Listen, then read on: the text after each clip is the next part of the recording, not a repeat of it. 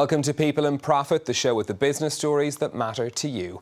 I'm Stephen Carroll. Coming up, can we afford to grow old? As Swiss voters reject plans to boost pension funding, we're looking at the dilemma facing governments and workers over the cost of retirement. Getting a fair share for shareholders, how Facebook was forced to abandon plans to sell stocks with no voting rights. And it's wine sale season in France, but independent sellers say they're struggling to compete with big supermarkets. First up, though, a debate that affects the entirety of Europe's workforce. How will states pay for their retirement? As people live longer, the cost of their pensions has increased. That's created a looming funding crisis for many governments. Switzerland recently asked voters to approve plans to increase the retirement age and taxes in an effort to ensure the system will have enough money until 2030. But the proposals were rejected, so for the Swiss government, it's back to the drawing board. It was clear for everybody that regardless of today's vote, the debate on the modernization and funding of the retirement provisions continues. It is clear and largely uncontroversial that the problem remains unchanged.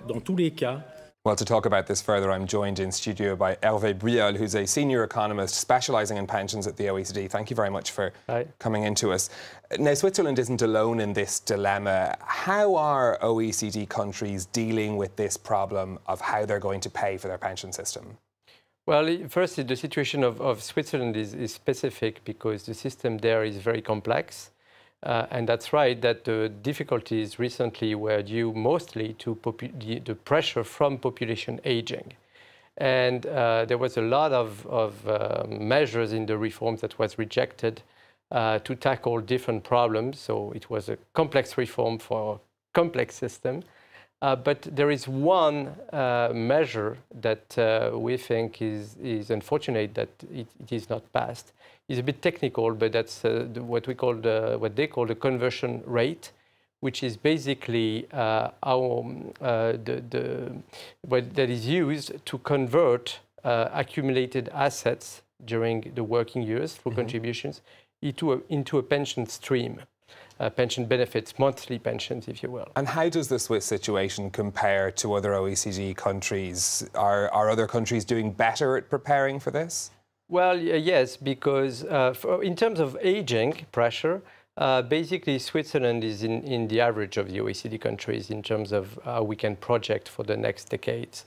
But basically, there are two big things, is defined benefit system or defined contribution system.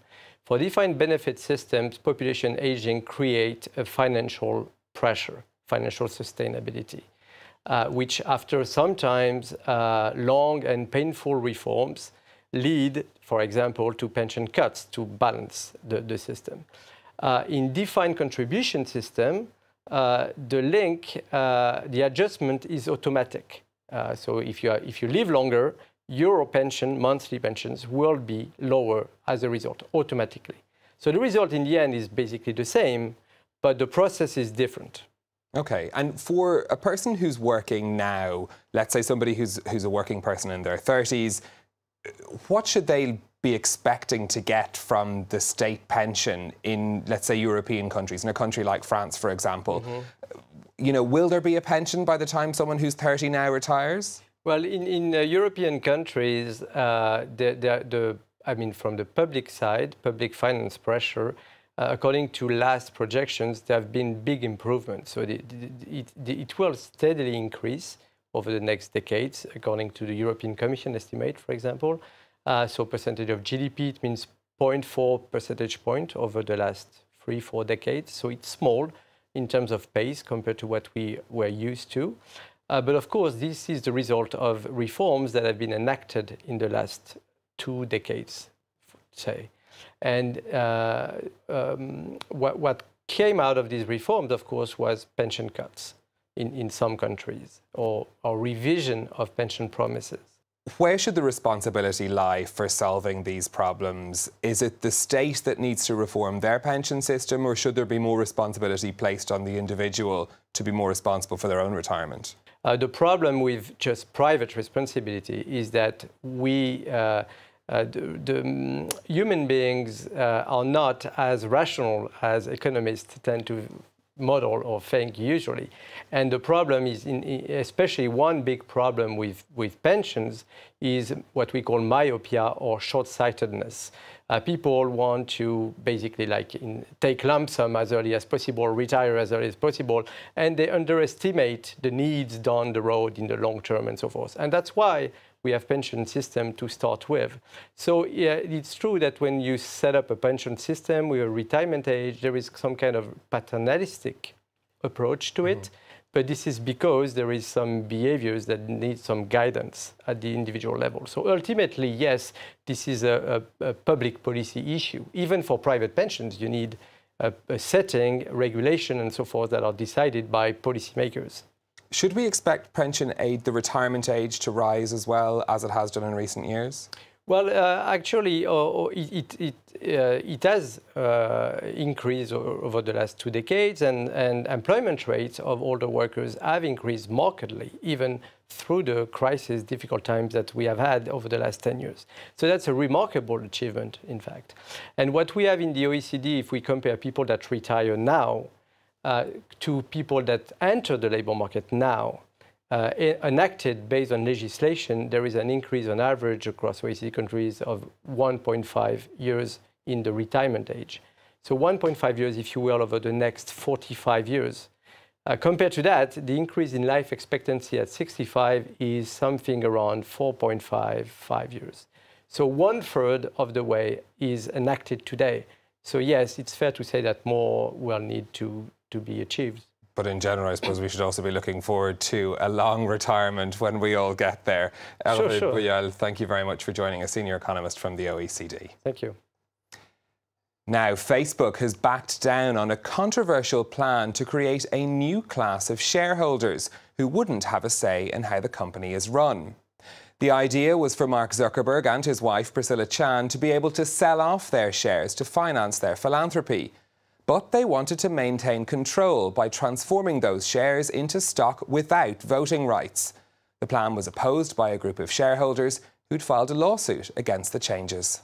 Having different classes of shares is a growing trend in the tech industry in particular, as Kate Moody's been finding out. Kate. Stephen, classing shares is all about money and power. For most companies that are traded on the stock market, owning one share equals one vote at shareholders' meetings on decisions from appointing board members to future acquisitions. But another type of preferred shares could hold more weight, worth 5, 10, or even 20 votes in a meeting.